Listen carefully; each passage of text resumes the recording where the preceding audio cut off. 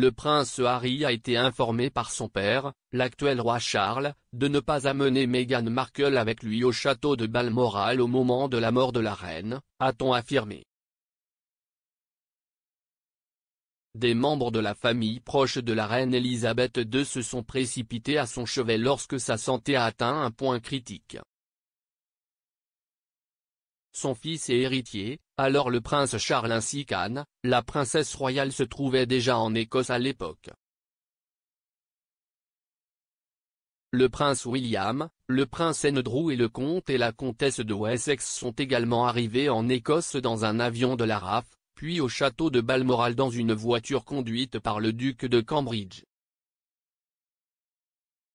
Le duc de Sussex a été le dernier à arriver au château, et il n'y est arrivé qu'après que l'événement de la mort de la reine a été rendu public.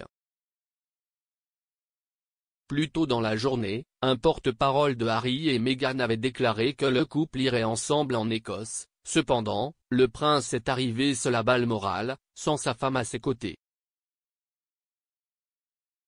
Il est entendu que c'était après une intervention de Charles, avec un appel téléphonique passé alors que Harry était encore à Windsor. Une source a déclaré au Sun, Charles a dit à Harry qu'il n'était ni juste ni approprié que Meghan soit à Balmoral à un moment aussi profondément triste.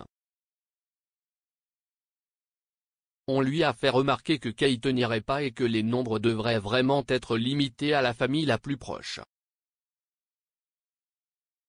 Charles a dit très clairement que Meghan ne serait pas la bienvenue. Le prince Harry est retourné à Windsor le lendemain et a été vu arriver à Frogmore Cottage pour retrouver sa femme, avec le chagrin et la tristesse évidents sur son visage. De plus, le prince Harry se serait vu refuser un siège dans l'avion de la RAF qui a emmené les autres membres de la famille royale à Balmoral.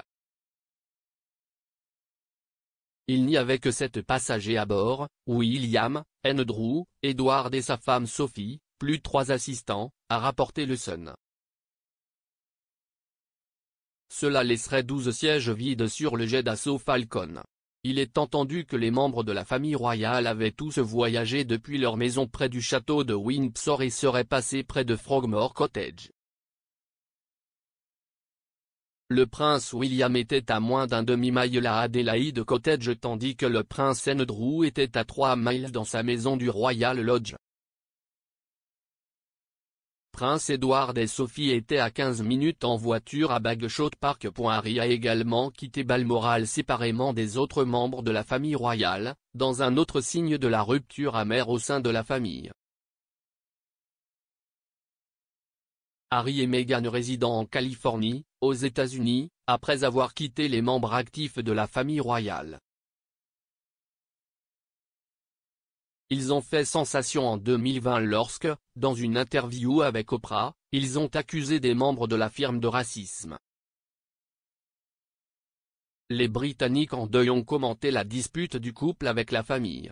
Christine Evans, 68 ans, du Shropshire, a déclaré qu'elle espérait que la famille royale se rapprocherait à la suite de la mort de la reine et que Harry et Meghan pourraient guérir leur prétendue rupture.